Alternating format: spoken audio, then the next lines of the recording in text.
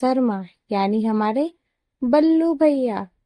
दिखने में थोड़े से गोल मटोल, जैसे माँ के हाथों का गरम गरम पराठा, लेकिन दिल वो इतना बड़ा कि अगर उसका सर्किट चेक करो तो उसमें सिर्फ प्यार, थोड़ी सी शायरी और ढेर सारी हंसी का करंट बह रहा था। बल्लू भैया का एक ही सपना था, अपना खुद का रेडियो स्टेशन, जिसका नाम उन्होंने सोच रखा था बल्लू एफएम, व्हाट से दिल तक।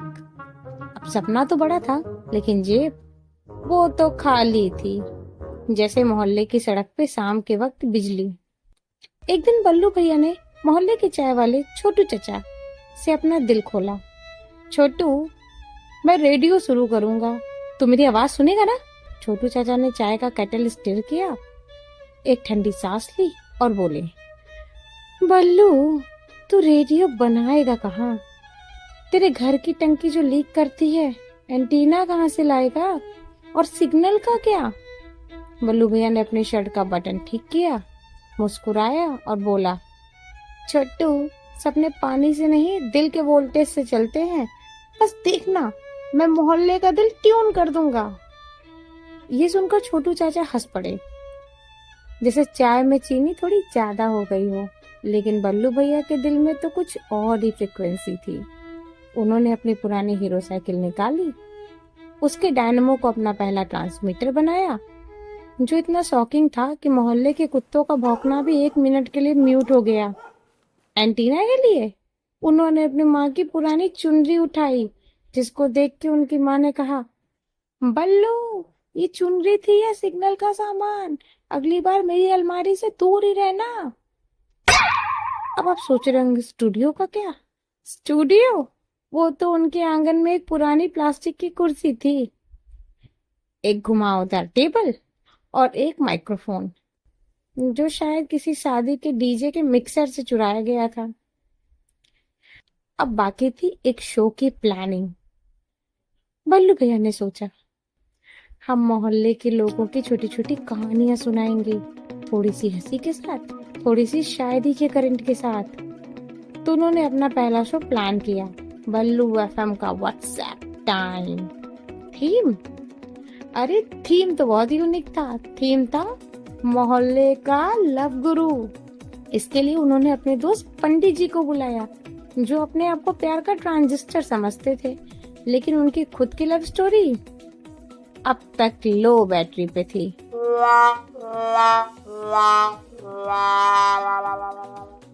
जैसे कोई पुराना रेडियो जो सिर्फ करंट देता हो। शो का दिन आया, शाम के 5 बजे, जब मोहल्ले की हवा में चाय की खुशबू और थोड़ी सी ठंडक थी। बल्लू भैया अपने आंगन में बैठ गए, डायनमो को साइकिल के पेडल से चार्ज किया, मोहल्ले के पुराने स्पीकर सिस्टम से आवाज गूंजी, नमस्ते दोस्तों, ये है बल्लू एफएम और मैं हूँ आपका दोस्त बल्लू भैया। आज हम बात करेंगे प्यार की, मोहब्बत की और थोड़ी सी वट की मस्ती की। ये सुनकर मोहल्ले के बच्चे, आंटीज और अंकल लोग अपने अपने घर के छत पे, बालकनी में या चाय की टपरी पे जमा हो गए, जैसे कोई मेलोड्रामा सीरियल का नया एपिसोड शुरू हुआ हो। पंडित जी ने अपना लव ज्ञान शुरू किया। देखो भाई, प्यार में 2 चीज चाहिए, दिल और डील। दिल तो दिल से कनेक्ट होता है, और डील मतलब थोड़ी सी सेटिंग। ये सुनकर मोहल्ले के लड़के हंस हंस के लोटपोट हो गए।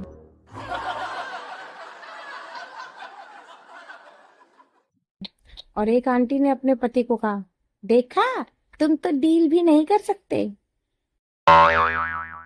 तभी एक लड़का, बंटी, जिसका दिल शालिनी के लिए हाई वोल्टेज पे था, उसने फोन किया। जी हाँ, बल्लू भैया ने अपना पुराना फोन नोकिया 3310 को हेल्पलाइन नंबर बना दिया था, और मोहल्ले के स्पीकर से उसकी आवाज गूंजी। बंटी ने कहा, पंडित जी, शालिनी को कैसे ट्यून करूं? वो तो मेरी तरफ सिग्नल भी नहीं देती।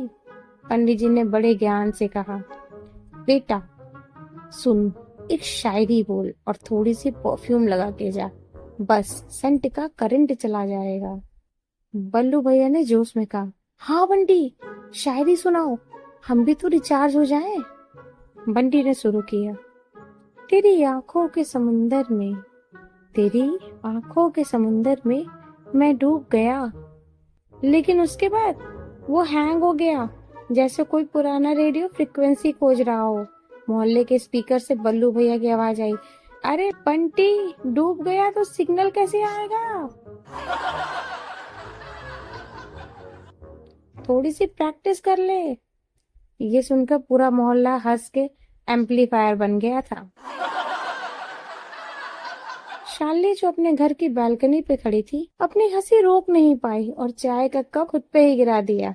मोहल्ले की एक आंटी चिल्ला उठी, अरे बल्लू, ये क्या स्टैटिक वाला प्यार है? थोड़ी सी शायरी का वॉल्यूम बढ़ाओ। लेकिन दोस्तों, कहानी यहाँ एक ट्विस्ट लेती है, जैसे हर कहानी में होता है। बल्लू भैया का डायनमो जो साइकिल के पैडल पे चल रहा था, ओवर हीट हो गया। साइकिल का पैडल जाम हो गया और बल्लू भैया एफएम एकदम ऑफ हो गया। मोहल्ले को लोग चिल्ला रहे थे, अरे बल्लू, ये क्या, करंट कहाँ गया? वापस ट्यून इन कर। बल्लू भैया के पसीने छूट गए। उन्होंने अपने छोटे भाई पिंकू को आवाज दी, पिंकू, जल्दी साइकिल चला वरना मोहल्ला मेरी बैंडविड्थ बजा देगा। पिंकू, जो अपने आलू के पराठे खा रहा था, साइकिल पे कूद पड़ा और इतनी तेजी से पैडल मारा कि डायनमो ने वापस स्पार्क किया। बल्लू भैया का बल्लू एफएम लाइव हो गया और मोहल्ले ने तालियां बजाई, जैसे कोई आईपीएल मैच जीत गया हो। शो के बाद कुछ ऐसा हुआ जो किसी ने नहीं सोचा था। शालिनी ने खुद बंटी को फोन किया और कहा, तेरी शायरी का सिग्नल थोड़ा वीक था, लेकिन दिल का कनेक्शन बुरा नहीं। अगली बार पूरी फ्रिक्वेंसी के साथ शायरी लेकर आना। और यूं बल्लू एफएम के पहले शो ने मोहल्ले में एक छोटी सी लव स्टोरी का ट्रांसमीटर ऑन कर ही लिया। दोस्तों, बल्लू भैया का रेडियो आज भी चलता है। कभी सिग्नल मिलता है, कभी नहीं। कभी डायनेमो शॉर्ट सर्किट होता है, कभी पिंकू डिस्चार्ज हो जाता है, लेकिन बल्लू भैया का सपना, वो अब भी फुल पावर पे है, जैसा कोई पुराना ट्रांजिस्टर जो कभी बंद नहीं होता। तो आज रात जब आप अपने घर की छत पे बैठ के तारों को देखें या अपने पुराने रेडियो को खोलकर उसकी फ्रिक्वेंसी सेट करें, तो याद करना बल्लू भैया को, और शायद कहीं दूर उनका बल्लू एफएम आपके दिल तक एक कहानी ले आए। बल्लू एफएम वॉट से दिल तक। अगर आपको मेरी कहानी अच्छी लगी तो एक लाइक जरूर करिएगा। धन्यवाद।